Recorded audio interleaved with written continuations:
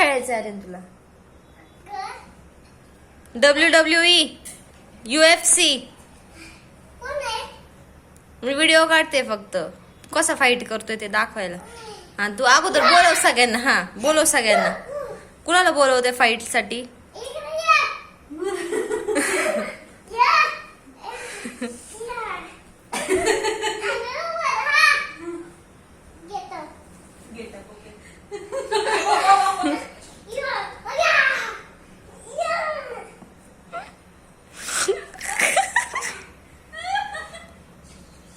असला काय प्लेयर हा उभा राहिला डिरेक्ट.